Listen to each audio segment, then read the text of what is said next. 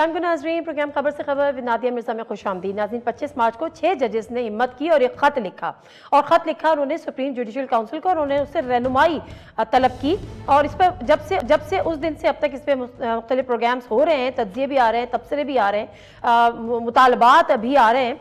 और उसके बाद वज़ीर आज़म ने चीफ जस्टिस से मुलाकात भी की और उसके बाद तय ये हुआ कि जो इंक्वायरी कमीशन 2017 का जो एक्ट है उसके मुताबिक कोई जुडिशल कमीशन नहीं बनेगा, बल्कि जो एग्जीक्यूटिव है, यानी हुकूमत जो है वो खुद इंक्वायरी कमेटी तश्कील देगी, इंक्वायरी कमीशन तश्कील दिया जाएगा।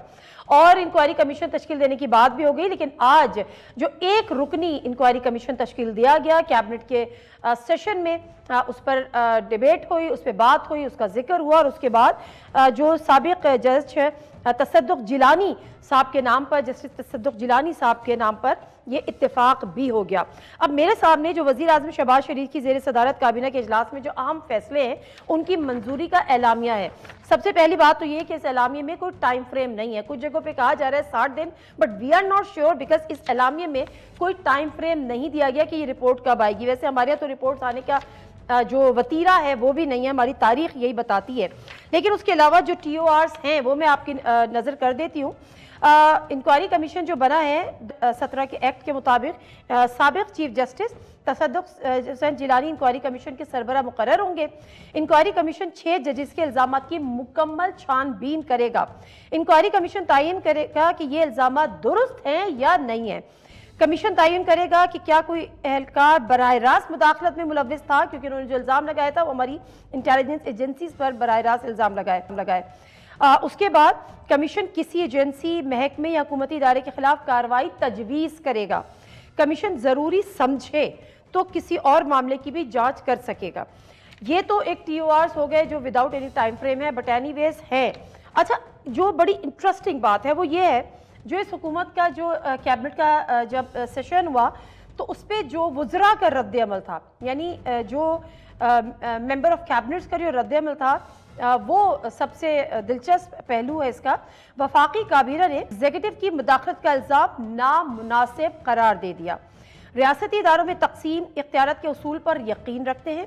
वज़ीर आज़म शहबाज शरीफ का अदलिया की आज़ादी के अज़्म का आदा आईनी इख्तियारात के तकसीम के उसूल पर कामिल यकीन है। लेकिन सवाल यह है कि आज आप हुकूमत में हैं तो आप यकीन रखते हैं।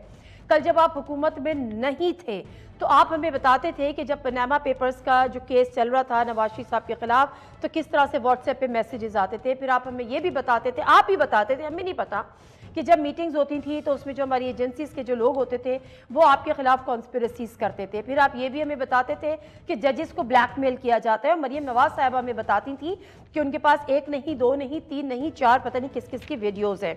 तो ये सारी चीज़ें होती। शौकत सिद्दीकी साहब, जिसको बहुत ओन करती है आज की हुकूमत, PMLN की अगर हम बात करें, जिन्होंने उस वक्त लबकशाई की थी 2017 में कि जी ये होता है, और मुझे डायरेक्टली धमकियाँ दी गई जिसमें उनकी हुकूमत को बरतरफ भी, उनकी हुकूमत को नहीं, उनको जज के ओहदे से बरतरफ किया गया और उसका कोई फैसला नहीं हुआ। अब जाके 2017-2018 से के बाद अब 2024 में उनको इतना इंसाफ मिला, जिसको कहते हैं कि आधा अधूरा, क्योंकि उनकी जो एज थी वो बढ़ चुकी थी और अब वो दोबारा जज तो नहीं बन सकते थे, लेकिन जो उनकी पेंशन और जो पर्क इंसेंटिव खत्म किए थे वो उनको कंटिन्यू। आज भी वो कहते हैं कि जो मैंने इल्जामात लगाए थे उनकी तहकीकात असल में नहीं हुई। और ये तो PMLN की कहानी। और PTI का वो दौर हुकूमत जिसमें जब शौकत सिद्दीकी साहब ने ये इल्जामात लगाए तो उनको फौरी तौर पे बरतरफ किया गया, रेफरेंस भेज दिया गया समरी प्रेसिडेंट आरिफ अलवी साहब को, और वहाँ से उनकी जो मुलाजमत थी उसको ही उन्होंने बरतरफ कर दिया, यानी जज के ओहदे से उनको हटा दिया। उसके बाद जो जस्टिस रिटायर्ड तसद्दुक़ हुसैन जिलानी का मौक़िफ़ भी हमारे सामने आया। उन्होंने कहा ये बहुत ही हसास नौइयत का मामला है, ये ओपन जुडिशल प्रोसीडिंग नहीं है, ये ओपन होगी या नहीं इस पर अभी मैं कुछ नहीं कहूँगा। बहरहाल ये सूरत हाल है, इस पर ज़रा गुफ्तगू करेंगे। और जो हमें शख्सियत ज्वाइन कर रही है वो अली मोहम्मद खान साहब, फॉर्मर अभी MNA भी हैं, काउंसिल के फॉर्मर स्टेट मिनिस्टर। अस्सलाम वालेकुम अली मोहम्मद खान साहब। तहरीक इंसाफ के बहुत शुक्रिया जी। वालेकुम सलाम सर, आप असेंबली में आपकी शनाख्त सुन्नी इत्तेहाद काउंसिल है तो मैं क्या भी नाम लगाएं, तहरीक इंसाफ नहीं, आपकी चॉइस है सर, मैंने थोड़ी लगाया। अच्छा जी, तो अब जरा आ जाते हैं, क्योंकि आपका तारुफ पार्लिमानी करारी थी, माजरत के साथ सर। ठीक है, आप तर्जुमान तहरीक इंसाफ और मेंबर MNA सुन्नी इत्तेहाद काउंसिल, अब ठीक है। वो भी तहरीक इंसाफ, क्योंकि मैं तहरीक इंसाफ की सपोर्ट से पास हूँ। मुझे सुन्नी इत्तेहाद काउंसिल ने पास नहीं किया, तहरीक इंसाफ ने पास। सर लेकिन अभी आप, मैं इस बहस में नहीं पढ़ी, लेकिन बहरहाल आपकी शनाख्त जो है इस वक्त सुन्नी इत्तेहाद काउंसिल के एमएनए से आपने खुद एक्सेप्ट किया, बट आगे बढ़ जाते हैं। अब जरा मुझे बताइएगा कि ये जो सुन्नी इत्तेहाद काउंसिल की, चले ठीक है सर, जब चले ठीक है, जब इस पनाह से बाहर आ जाएंगे तो हम पीटीआई बुलाने लग जाएंगे। नाराज क्यों हो रहे सर, आगे बढ़ जाएं। उस पनाह के अंदर भी तहरीक इंसाफ है। अच्छा जी, आप तहरीक इंसाफ है, खुश थोड़ा आराम है। थैंक यू जी। हम तो बहुत से लोगों का भी आना है इंशाल्लाह, अभी बंदा बाहर निकले ना। चले, अच्छा आप मुझे बताइएगा, अच्छा अली मोहम्मद खान साहब मुझे बताएगा कि ये जो इंक्वायरी कमीशन बन गया 2017 के एक्ट के मुताबिक, और इसके जो एक रुकनी है और जस्टिस तसद्दुक जिलानी साहब है, पीटीआई ने इसको मुस्तरद कर दिया है, वजह? बहुत शुक्रिया। बिस्मिल्लाहिर्रहमानिर्रहीम, अल्लाहुम्मा सल्लि व सल्लिम मुबारक अला सय्यिदिना मोहम्मद व अला आलि मोहम्मद। सबसे पहले without any disrespect to Tasadduq Jillani sahab, supreme court के चीफ जस्टिस शायद वो रहे हैं, मोहतरम जज रहे हैं, लेकिन ये मामला इतना संजीदा है और इतना हाई प्रोफाइल, इतना कॉन्स्टिट्यूशनल एक क्राइसिस क्रिएट हो गया है कि हम तो हैरान है कि एक रिटायर्ड जज के हवाले मोहतरम चीफ जस्टिस साहब इसको कर, क्योंकि जिम्मेदारी डायरेक्टली चीफ जस्टिस साहब की और सिटिंग जजेस की है, क्योंकि सुप्रीम जुडिशल काउंसिल को इन 6 जज साहिबान ने अपना जो लेटर लिखा है, इसके बाद तो कोई शक रह ही नहीं जाता कि हुकूमती हलकों, हुकूमती जो जिसको इंतजामिया कहते हैं, उसकी तरफ तो इसको भेजना ही नहीं था, क्योंकि अगर उन लोगों ने इसका कुछ ख्याल रखा होता तो ये सारा कुछ होता ही ना।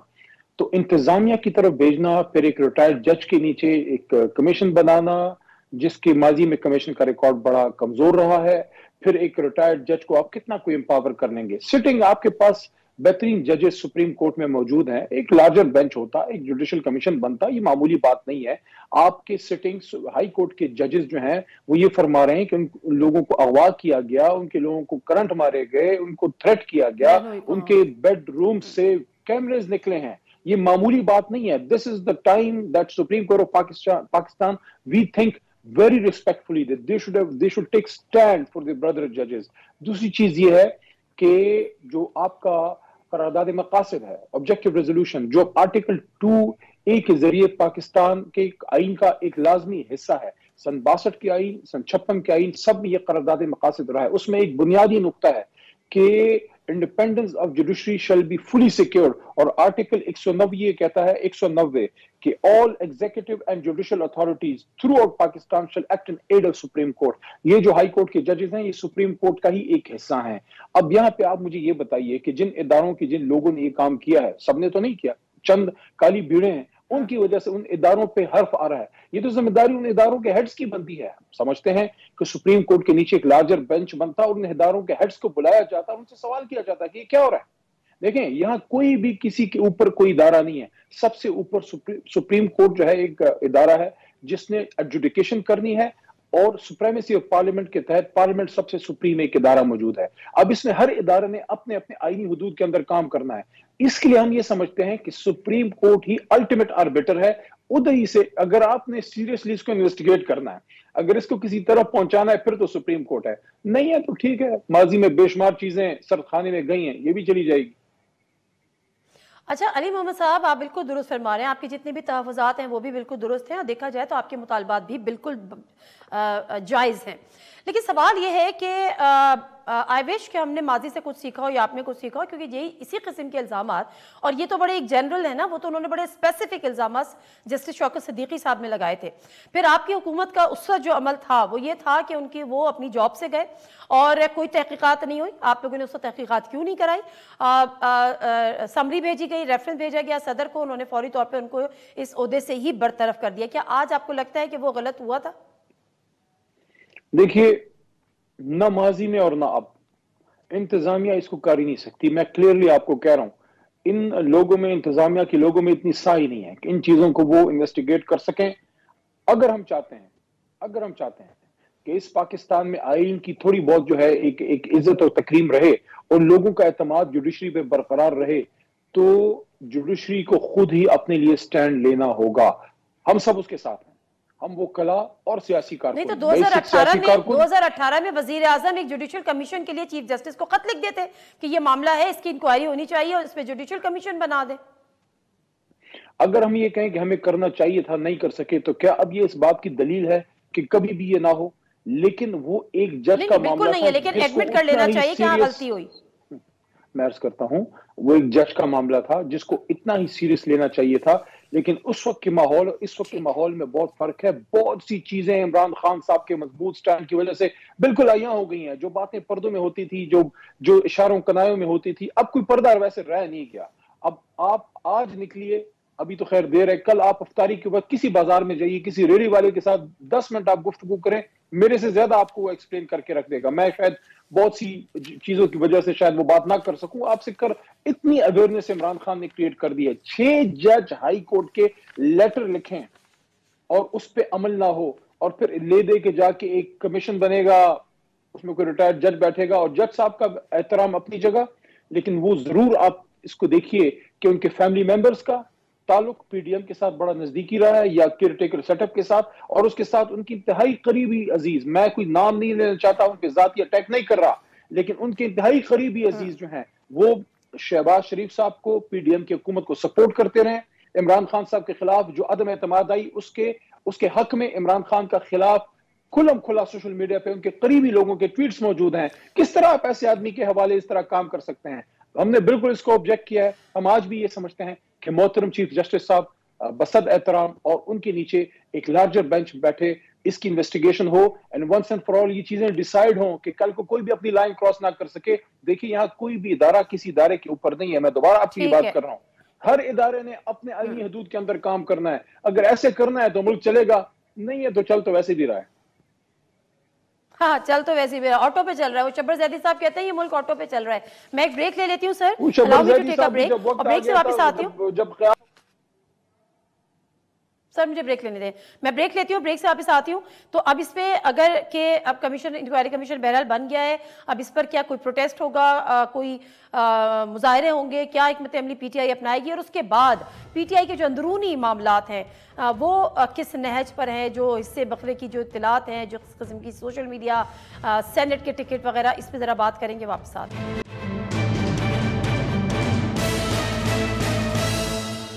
जी नज़ीर, प्रोग्राम में एक दफ़ा फिर आपको खुशामदीद कहते हैं, और अली मोहम्मद खान साहब हमारे साथ मौजूद हैं, तर्जुमान पाकिस्तान तहरीक इंसाफ।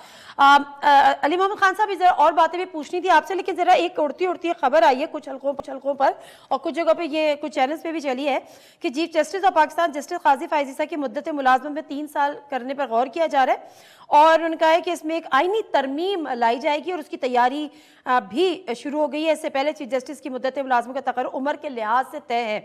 इसमें आपकी जमात का, चाहे वो सुन्नी इत्तेहाद काउंसिल हो या पीटीआई हो, क्या इस पे रद्द अमल होगा? मुमकिन है देखें, अगर ऐसा होता है? इतना कुछ होने के बाद भी अगर हम ये एक्सटेंशंस की तरफ जाएं, किसी भी इदारे में गैर मामूली हालात के बगैर एक्सटेंशन नहीं होनी चाहिए, चाहे वो हमारी अदलिया का इदारा हो, या हमारे अफवाज हों, या कोई भी सिविल इदारा हो। अगर कोई इमरजेंसी सूरत हाल है, या किसी शख्स के बजाय वो इदारा चल नहीं सकता, या कोई बहुत ही इमरजेंसी है, कोई बहुत ही ऐसी ना एक एब नॉर्मल हालात हैं, उसमें फिर कोई गुंजाइश पे सोचा जा सकता है। लेकिन इस वक्त तो ऐसी कोई बात नहीं है। बेहतरीन से बेहतरीन जजेस मौजूद हैं, और मैं समझता हूँ मोहतरम कादी साहब की इज्जत भी इसी में है कि वो अपनी मुद्दत मुलाजमत इज्जत से पूरी करें, और उसके बाद उनके बाद जो काबिल जज आ रहे हैं वो अपनी ड्यूटी जो है वो संभालें। क्योंकि इस तरीके से एक पूरी हायरार्की डिस्टर्ब होती है, लोगों की प्रमोशन डिस्टर्ब होती हैं, नीचे जो है बड़ी एक तशवीश पाई जाती है, नीचे जितने भी जज नहीं वो साहबान तो होते सब हैं किसी ठीक और है, इदारे लेकिन आईनी तरमीम के लिए तो 2/3 अक्सरियत दरकार होगी ना, तो 2/3 अक्सरियत तो नहीं है इस हुकूमत के पास अभी। देखें, जो ऐसे अजीब व गरीब किस्म के काम पिछले चंद महीने में हुए हैं, तो आप इनसे कुछ भी तवक्को कर सकते हैं। लेकिन मैं आपको उसूली मौक़िफ़ दे रहा हूं तहरीक इंसाफ का, कि किसी भी सूरत में अगर आपने किसी इदारे का हुलिया बिगाड़ना हो तो आप किसी को एक्सटेंशन दे दें। बहुत ही कोई जंग की सूरत हाल है, कोई ऐसा कोई काल पड़ गई है कि कोई बंदा कोई नहीं मिल रहा, मैं समझता हूं कि तहरीक इंसाफ तो इसको हम सपोर्ट नहीं करेंगे। हम चाहते हैं कि इदारे मजबूत हों, शख्सियात आती जाती रहती हैं, इदारे रहते हैं। ठीक है। अच्छा, हाल ही में जिस तरह से बड़ा एक फर्म स्टांस रहा है पीटीआई का, आपने देखा कि जो खैबर पख्तूनख्वा के जो वजीर आला हैं, अमीन, नाम ही भूल जाती हूँ, अली अमीन खान गंडापुर, हाँ, वही अली अमीन खान गंडापुर साहब, उन्होंने मुलाकात पहले वज़ीर आज़म से की, एक नहीं दो दो मुलाकातें की, जिसमें खान साहब को ये आया कि उनको तस्वीर नहीं बनवानी चाहिए थी, बट एनीवेज उन्होंने वो भी किया। उसके बाद उन्होंने जो है वो मोहसिन नकवी साहब से भी मुलाकात की, जो कि वज़ीर दाखिला है, काफ़ी जप्पी अप्पी भी डाली, बड़े खुशगवार माहौल में वो मुलाकात हुई। असद कैसर साहब का एक स्टेटमेंट सामने आया, एक रद्दमल आया, उन्होंने कहा कि ये ज़रा मुफाहमत का नहीं मज़ाहमत का वक्त है, तो इस किस्म की मुलाकातों से और वफाक से अपने आप को डिस्टेंस करें। क्या करना क्या चाह रहे हैं गंडापुर साहब, क्या करना चाह रहे हैं, और असद कैसर साहब क्या चाह रहे हैं?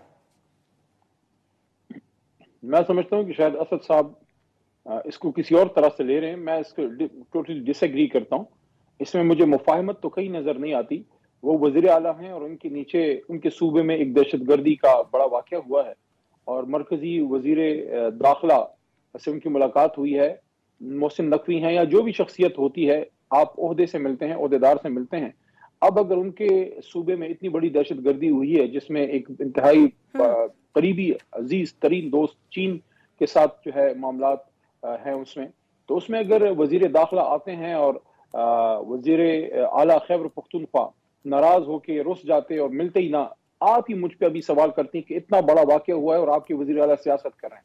मैं समझता हूँ कि गंडापुर साहब ने मैच्योरिटी दिखाई है। उन्होंने कोई दोस्ती पे नहीं बुलाया, कोई अपनी बर्थडे पार्टी पे नहीं बुलाया।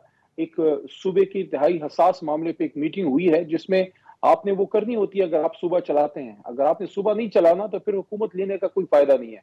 इस वक्त खैबर पख्तूनख्वा के अवाम की जिंदगी और उनके माशी माशरती मसाइल के लिए आपको मरकज के साथ एक मिनिमम लेवल, एक महदूद लेवल पे एक कोऑर्डिनेशन आपने करनी है जितनी जरूरत है। उसके अलावा जो सियासी पोजीशन है हमारी, हम आज भी शहबाज शरीफ साहब को एक लीगल, एक जायज वजीर आजम नहीं समझते। हम समझते हैं फॉर्म 47 के पैदावार है ये हुकूमत। हम समझते हैं कि मोहसिन नकवी साहब, ये मैं आपको कैटेगोरिकल अपनी लीगल पोजीशन जमात की आपको जो है प्रिंसिपल स्टैंस दे रहा हूं, वो ये है कि किसी भी केयर टेकर सेटअप के किसी भी ओहदेदार को अगली हुकूमत में कोई मेन ओहदा नहीं लेना चाहिए। आइन पाबंद करता है, अब इलेक्शन तक नहीं लड़ सकते, चाहिए कि वजीर बनना।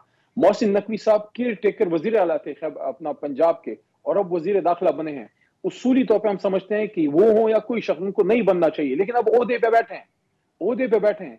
जब तक इन मामलात का कोई हल नहीं निकलता तब तक आपने निजाम चलाने के लिए किसी ना किसी लेवल पे, महदूद लेवल पे आपने बात करनी होगी। और ये बाकायदा गंडापुर साहब इमरान खान साहब से मिले हैं और उनकी इजाजत से वो वजीर आजम से उन्होंने मुलाकात की थी। इमरान खान साहब की इजाजत के बगैर गंडापुर साहब कुछ नहीं कर रहे। अच्छा, इजाज़त के बगैर कुछ नहीं कर रहे, क्योंकि खैर पहले बात हुई थी, उन्होंने कहा था कि बाद में इमरान खान साहब को कॉन्फिडेंस में लिया था, पहले मुलाकात हो गई थी। बट एनीवेज आगे बढ़ जाते हैं। आखिरी सवाल ये है, जो सेनेट के इंतखाबात हैं और खैबर पख्तूनख्वा की असेंबली का जो मामला है कि सेशन बुलाना है नहीं बुलाना, गवर्नर साहब कह रहे हैं सेशन बुलाना है। इलेक्शन कमीशन ऑफ पाकिस्तान और उनमें ठन गई है कि जी सेशन बुलाएं और हलफ उठा लें जो रिजर्व सीट्स का मामला है। अब ये किस नहज पर जाएगा, इस पर PTI क्या अपना इरादा रखती है आगे? देखिए, आइन क्या कहता है, हमें आइन पे जाना चाहिए। आइन की स्ट्रिक्ट सेंस को हमने उसकी इंटरप्रिटेशन पे जो है निजाम और उमूर सुल्तनत, उमूर ममलिकत चलाने हैं। आइन ये कहता है कि जितनी जमातें जितनी सीटें जीतेंगी, प्रोपोर्शनल रिप्रेजेंटेशन पे उनको सीटें मिलेंगी। अब अगर एक जमात का हक बनता है 40 सीटें उसने जीती हैं, उसका कोई अगर फर्ज करें 6, 7 या 8 के करीब सीटें बनती हैं, आप उसको 10 नहीं दे सकते। अगर उसकी 10 बनती हैं, आप 9 नहीं दे सकते, आप 11 भी नहीं दे सकते। आप उतनी देनी है जितनी उसकी प्रोपोर्शनल रिप्रेजेंटेशन पे बनती है। नून लीग, पीपल्स पार्टी या कोई और जमात, उनको अपनी प्रोपोर्शनल रिप्रेजेंटेशन पे मिल गई है। अब बाकी सीटें तहरीक इंसाफ की हैं। उसके 2 सोल्यूशन है, या तो मिलेंगी या नहीं मिलेंगी। उसको उठा के किसी और जमात को नहीं दे सकते। अब यहां पे जो मोहतरम पेशावर हाई कोर्ट का फैसला है, हम पेशावर हाई कोर्ट या किसी भी अदालत के हर फैसले को हम इंप्लीमेंट करेंगे सूबाई हुकूमत, लेकिन हमारा हक है कि हम इस फैसले के खिलाफ सुप्रीम कोर्ट से फैसला लें। क्योंकि अगर ऐसा होता है तो देखिए इसके 2 नुकसान हैं। 2, पहला, तहरीक इंसाफ का मैंडेट आप उठा के किसी और को दे रहे हैं। हमारी जमात की खवातीन, जिसके पीछे भी 3 करोड़ वोट है ना, उनका भी कोई राइट बनता है। 3 करोड़ वोट ऐसी तो नहीं हवा में चला गया। तो एक तो वो हक उठा के किसी और को दे रहे हैं, और फिर वो गलत लोग जो आ जाते हैं जिनको नहीं बनना चाहिए, वो आगे फिर वोट देंगे सेनेटर्स के इंतखाब में। तो ये 2 सितम बलाए सितम हो जाएगा। इसलिए हम समझते हैं कि इसमें थोड़ा सा तहरीक इंसाफ के साथ आप इतनी रियायत कर लें या इतना सब्र कर लें कि सुप्रीम कोर्ट से फैसला तो आ जाए। ठीक है, ठीक है। बहुत शुक्रिया अली मोहम्मद खान साहब आपके टाइम का, जो बलूचिस्तान बार है, उसी तरह से जो कराची बार है, उसने भी इस इंक्वायरी कमीशन को मुस्तरद किया है, जिसकी सरबराही रिटायर्ड जस्टिस तसद्दुक़ हुसैन जिलानी के ज़िम्मे सौंपी गई है। लेकिन बहरहाल विदाउट एनी टाइम फ्रेम, और फिर वही वाली बात है कि एक रिटायर्ड जज कितना एम्पावर्ड होगा जब सिटिंग जजेस का ये मामला है कि 6 जजेस ये कंप्लेन कर रहे हैं, सिटिंग जज कंप्लेन कर रहे हैं कि किस तरह से उनकी सर्विलेंस हुई, किस तरह से उनको प्रेशराइज किया, जो चीज़ें उनके साथ हुई वो ये बार नहीं उठा सके, तो क्या ये बार एक रिटायर्ड जज उठा सकेंगे? एक बहुत बड़ा एक सवालिया निशान है। बहरहाल एग्जीक्यूटिव का ये इंक्वायरी कमीशन है, जिस तरह से अली मोहम्मद खान साहब कह रहे हैं कि कदर बेहतर होता है कि जुडिशरी इस पर खुद स्टैंड लेती और एक जुडिशल कमीशन बनता। मुख्तसर सा ब्रेक लेते हैं, ब्रेक से आप आते हैं, इस प्रोग्राम को जारी रखें।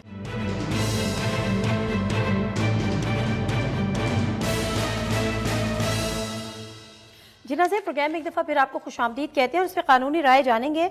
माहिर कानून बैरिस्टर एतजाज़ एहसन साहब हमारे साथ मौजूद हैं। अस्सलाम वालेकुम एतजाज़ एहसन साहब। एतजाज़ एहसन साहब फरमाइएगा, ये जो इंक्वायरी कमीशन बना 2017 एक्ट के मुताबिक और कुछ जमातों ने, स्पेशली पीटीआई ने तो उसको मुस्तरद कर दिया, आप इसको किस तरह से देखते हैं? ये जो इंक्वायरी कमीशन और उसके बाद जस्टिस रिटायर्ड तसद्दुक़ हुसैन जिलानी साहब की सरबराही में, मुझे तो हैरत है कि तसद्दुक़ जिलानी साहब भी इसमें रोपिन हो गए और इस बात का इल्म नहीं कादी फैज़ ईसा साहब को भी, और ना लॉ मिनिस्टर साहब को पता है। प्राइम मिनिस्टर को पता हो तो ना पता हो वो तो कोई बात नहीं, कि देरा के बीसियों केस ऐसे हैं, बीसियों सुप्रीम कोर्ट के, ये कम अज कम 1996 से लेकर और 1997 से लेकर, कि जिनमें ये कहा गया है कि मुल्क में ट्राइकोटमी ऑफ पावर्स है, सेपरेशन ऑफ पावर्स है। ये इसमें कोई हाई कोर्ट का जज किसी ऐसी अथॉरिटी के सामने तलब नहीं किया जा सकता जो एग्जेक्टिव ने लगाई हो। एग्जेक्टिव का दायरा अपना है, अदालत का दायरा, जुडिशरी का दायरा अपना है, पार्लियामेंट का अपना है। ये तो पेश ही नहीं हो सकते, तो पेश होना भी चाहे तो ये 6 जजेस जो कि हाई कोर्ट के हाजिर सर्विस जजेस हैं, ये तो पेश ही नहीं। ये पेश होंगे तो misconduct, they will be submitting to the executive. फिर क्या रह गया पीछे? ये तो बिल्कुल इनके लिए पाबंदी है कि ये नहीं पेश होंगे और नहीं होना चाहिए, हो ही नहीं सकते। सर ये तो फिर बहुत बड़ी एक चीज है कि जी वो पेश ही नहीं हो सकते, तो फिर दूसरा आप क्या समझते हैं कि मुनासिब फोरम फिर क्या होता इसकी इन्वेस्टिगेशन के लिए, इसकी इंक्वायरी के लिए? देखिए नादिया, 6 हाई कोर्ट के अदालत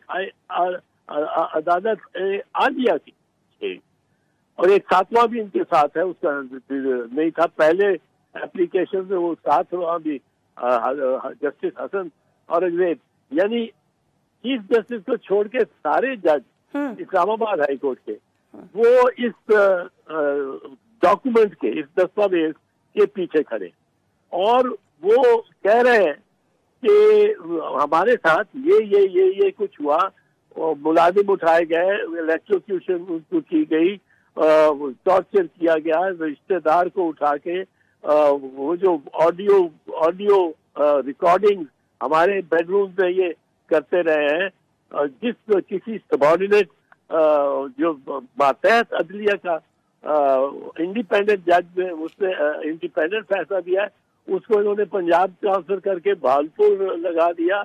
ये इस किस्म के इतने सख्त संगीन चार्जेस हैं, इतने संगीन कि ये तो सारी अदलिया में इतना बड़ा भौचाल नहीं आया कभी। और इसमें जो उन्होंने कहा है वो आप किस तरह नजरअंदाज कर सकते हैं कि जी ये तो जबानी कलामी बात है, इनको साबित करनी पड़ेगी।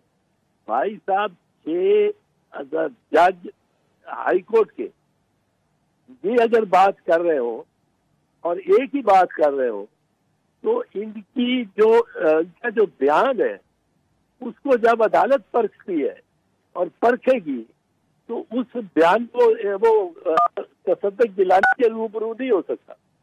तसद्दुक़ जिलानी एक hero, he cannot proceed against in this matter appointed by the prime minister, चाहे सारी काबीना ने किया हो।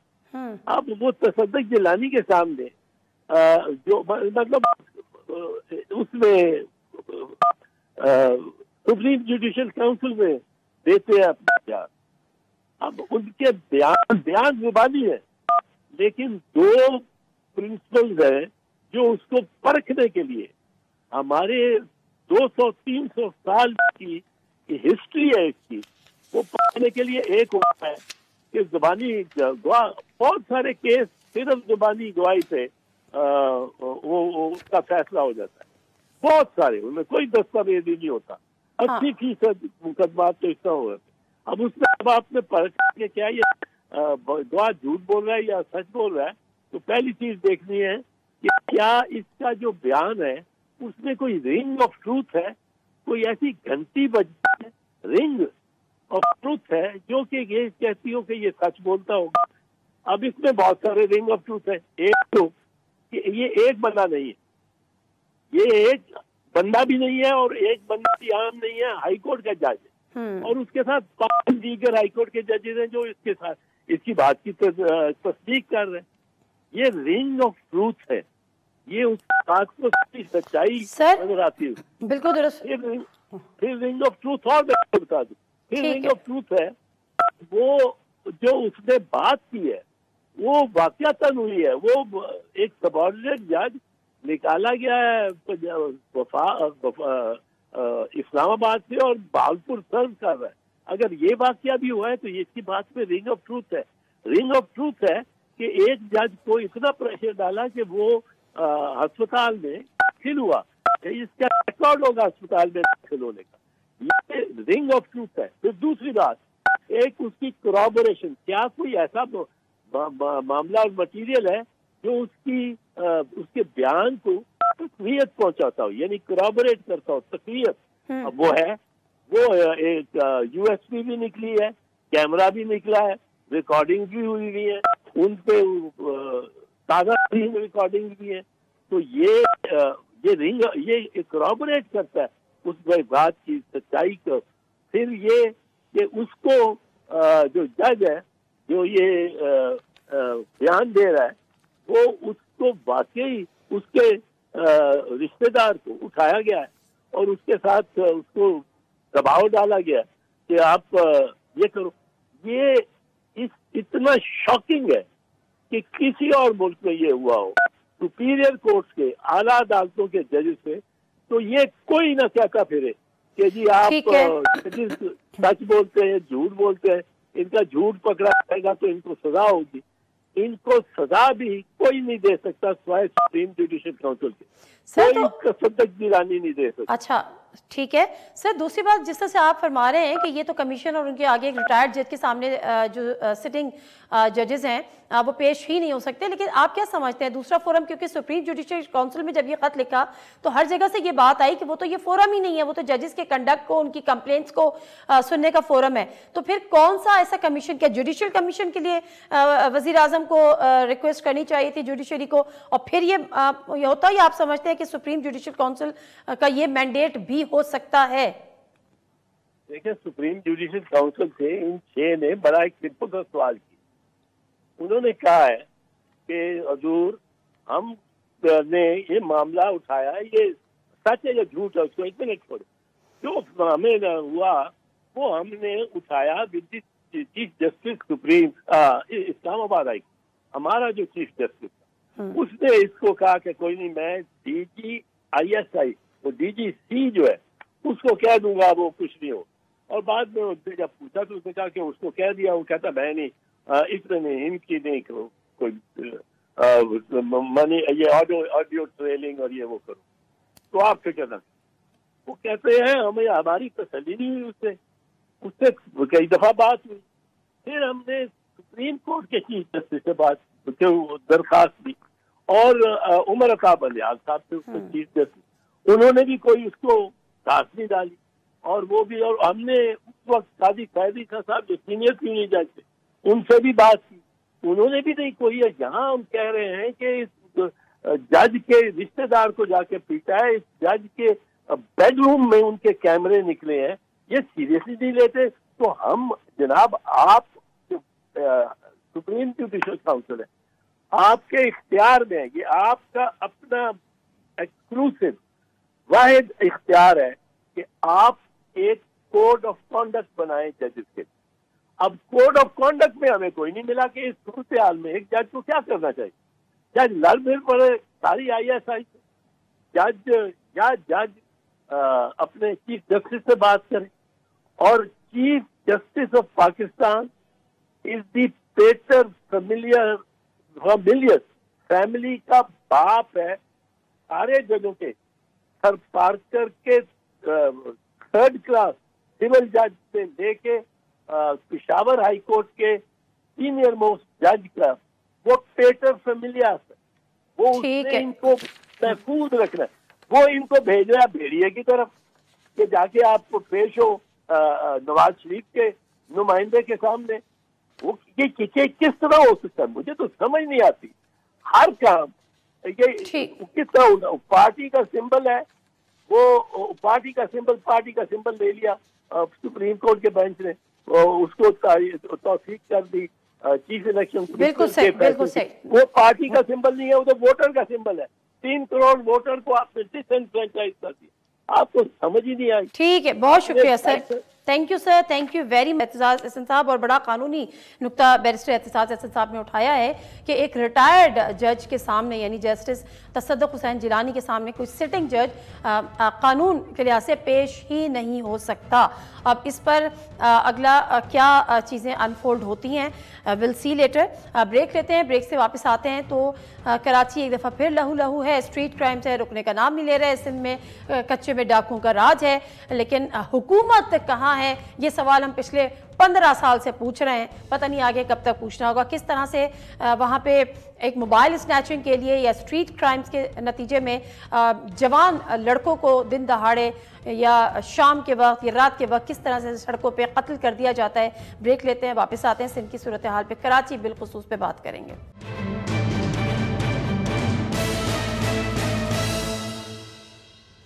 जी नाज़रीन, प्रोग्राम में एक दफ़ा फिर आपको खुशामदीद। और ज़रा कराची का जिक्र हो जाए, सिंध का जिक्र हो जाए। सिंध में कच्चे के इलाके में डाकू का राज उसी तरह से है। आए दिन वहाँ पे अगवा बराए तावान की वारदातें होती हैं, लोगों को पकड़ते हैं, लूटते हैं, और ये सिलसिला कोई नया नहीं है, ये कहना चाहिए पता नहीं अबद से है और अज़ल तक होगा, आई डोंट नो। इसके हवाले से उसके अलावा जो कराची में एक दफ़ा फिर स्ट्रीट क्राइम उरूज पर है, और कितने ही हम ऐसे वाक़यात देखते हैं कि इधर किसी को मार दिया, इसको कत्ल कर दिया, एक मोबाइल के लिए, किसी की गाड़ी के लिए, और ये तमाम चीज़ें। हम इससे ज्वाइन कर रहे हैं ब्रिगेडियर हारिस नवाज साहब, फॉर्मर इंटीरियर मिनिस्टर सिंध, और उसके साथ साथ डिफेंस एनालिस्ट भी हैं, और हमारे साथ सीनियर जर्नलिस्ट फ़हीम सिद्दीकी साहब मौजूद हैं। बहुत शुक्रिया दोनों मेहमानों का प्रोग्राम में शामिल होने के लिए। ब्रिगेडियर साहब, आपकी इजाज़त से ज़रा सूरत हाल की संगीनी की जो है उसका अंदाज़ा लगा लूँ, फिर आपसे पूछेंगे कि आपने इन 6 माह में क्या किया और कहाँ पर मामला छोड़ कर आए थे। फ़हीम सिद्दीकी साहब, ज़रा मुझे कराची का अहवाल बता दीजिएगा, क्योंकि जब हम देखते हैं कि जो पाकिस्तान बनाने वालों ने जो नारा लगाया था उन तक को नहीं छोड़ा गया, उनके पोते को जो है वो कल उसका भी मर्डर हुआ। ये ज़ाहिर है, वो तो कहते हैं ना, दुश्मन या गोली जो है वो किसी को देखती तो नहीं है। क्यों काबू कैसे नहीं पाया जाता? मतलब क्या कैपेबिलिटी नहीं है, विल नहीं है, मामला है क्या?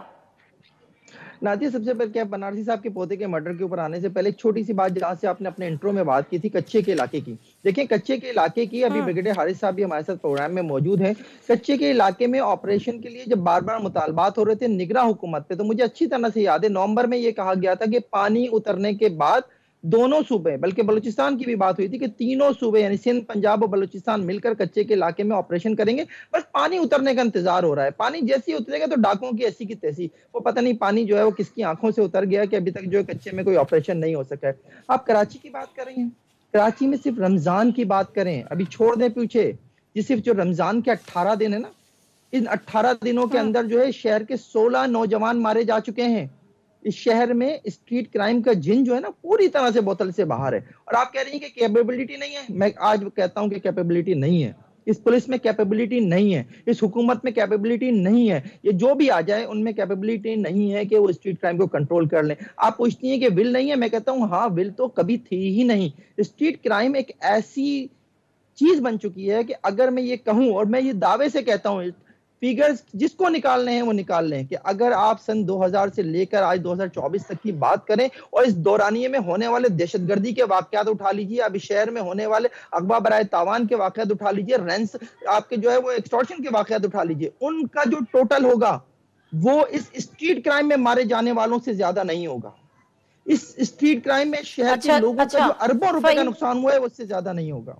जी अच्छा फ़हीम, एक सेकेंड, ब्रिगेडियर साहब ज़रा मुझे बताएगा कि जब आप आए थे, जब आप नए नए इंटरिम गवर्नमेंट में होम मिनिस्टर बने थे, तो हमने भी आपको बेशक बड़े प्रोग्राम में लिया, इस उम्मीद के साथ आप कहते थे मैं ये कर दूंगा, सिस्टम के खिलाफ ऑपरेशन करेंगे, स्ट्रीट क्राइम के खिलाफ ऑपरेशन करेंगे। हमें पीपल्स पार्टी के लोग कहते हैं कि हमने तो काफ़ी हद तक काबू पा लिया था, जो इंटरिम गवर्नमेंट आई ना इसने बिल्कुल खुली छूट दे दी। सर कहाँ छोड़ के आए आप? नहीं देखें नादिया, बहुत फर्क हुआ, ऐसी बात नहीं है। अगर मैं आपको सर 18 दिनों में 16 नौजवान कत्ल, 18 दिनों में 16 नौजवान कत्ल, मजाक नहीं है। प्रॉब्लम ये है कि पुलिस को एक बात का एक ख्याल होना चाहिए कि they are the servants. Problem हमारी ये है कि दे एसएचओ के पास जो जाते हैं लोग, वो ऐसे जाते हैं कि एसएचओ शहंशाह है और ये बेचारी को रिहाया जाके मजलूम हाथ जोड़ के खड़ी है बादशाह सलामत के सामने। ये एटीट्यूड कल्चर खत्म करने की जरूरत है, ये सबसे अहम है। और उसके साथ SHOs have to post the best one. जब ये बात खत्म होगी और उनको फिर आप जाके उनके थानों का हाल देखें। कौन करेगा सर? आपके हाथ में था ना 6 महीने। नहीं कुछ नहीं, वो केयर टेकर मिनिस्टर वो बड़ा फर्क होता है। You need lot of money to be sanction, और उसके लिए फिर आप चेकिंग कि जाके जब पकड़े एसएचओज को पहले थानों को ठीक तो करें, वहाँ पर सिस्टम ठीक करें, वहाँ पर बैठने का अरेंजमेंट नहीं है, वहाँ पर जो लोग जाते हैं उन बेचारों को बैठने का सिस्टम नहीं। और सेकंड, इन्वेस्टिगेशन इशू ये है कि हमने स्पेशली ये किया था कि इन्वेस्टिगेशन के लिए हमने कॉलम नया निकाल लिया था कि जी अब जितने भी मुजरिम पकड़ा जाए पहले देखो कि वो कितनी दफ़ा मुजरिम बने, उसने क्या क्या जुर्म किया और कितनी सजा मिली। क्या इतनी जुडिशरी का हमारा, मैं आपको बताऊं कि एक मुजरिम को जब पकड़ते हैं उसको सजा जो 7 साल की होनी चाहिए, वो केस ऐसा होता है कि उसको 15-20 दिन में छोड़ दिया जाता है। ही गेट्स इनकरेज और बाकी भी इनकरेज हो जाते हैं। हमने डाला था जी कि इसको बताएं कि 7 दफ़ा जुर्म कर चुका है, उसमें ये सजा हुई है, and now he should be book for 5 to 6 year, जो 7 साल तक जेल हो सकती है। अच्छा चलें ये जरा कच्चे के डाकू का भी जिक्र कर दें तो फिर मैं फ़हीम के बाद वापस जाती हूँ। वो ऑपरेशन जो होना था पानी उतरने के बाद, देखें वहां पर आप सोच नहीं सकते हमने कितना कंट्रोल कर लिया था। हमने हिंदू जो जितने डक्टी से सबको फ्री रहने के बगैर लेकर आए थे। कच्चे में मैंने अनाउंस किया था जी कि अब इसके बाद कोई नेशनल हाईवे में पूरी खोल के रख दी थी, नहीं प्रॉब्लम हुई है। प्रॉब्लम है वहाँ के वडेरे जो इनको चलाते हैं उनके लिए हमने तो ये कहा था कि हम पैर भी काटेंगे। उसके बाद बहुत हद तक क्राइम कम हो गए थे, लेकिन पक्के में ये प्रॉब्लम ये है वहाँ पर अभी 5 साल की हुकूमत आई है, पकड़ने जिस एरिया में हो रही है ये अब्डक्शन हो रही है, पकड़ के उसके खिलाफ एफआईआर काटे वडेरे के जितने वहाँ पर जो अभी पैवानी हैं। सर वडेरों के हाथ तो फिर बहुत लंबे हैं ना, कानून से भी ज्यादा लंबे हैं। सारे पॉलिटिक्स में वो आपके सारे एमपी एमएनएज हैं, तो इसलिए ये आपको चाहिए। और सेकंड देखें, जब तक पुलिस को फ्री हैंड नहीं दिया जाएगा, पॉलिटिकल इन्फ्लुएंस बहुत ज्यादा है। आप वो एक कौन देगा? जो खुद आप फरमा रहे हैं कि वडेरे जिनके सरपरस्ती में डाकू चल रहे हैं वो एमएनएज हैं और एमपीएज हैं, तो पुलिस को ये इख्तियार कौन देगा? तो फिर मैं ना ही समझूं फ़हीम सिद्दीकी साहब, तो फिर मैं ना ही समझूं। हमने सर एक सेकंड वापस आती हूँ, सर आती हूँ आपकी तरफ वापस। फ़हीम सिद्दीकी साहब तो फिर हम ना ही समझे ना। और ये जो बात करें प्रोसिक्यूशन का कितना अमल दखल है, समझ लेना चाहिए ना, तो हो चुकी और आज से नहीं हो चुकी। मैंने आपके सामने पिछले 24 साल का डेटा रख दिया। मैंने आपको बता दिया कि इस शहर में आप स्ट्रीट क्राइम का डेटा उठाकर देख लीजिए कि इसमें जितने लोग मारे गए हैं उतने लोग इस शहर में दहशतगर्दी में नहीं मारे गए होंगे।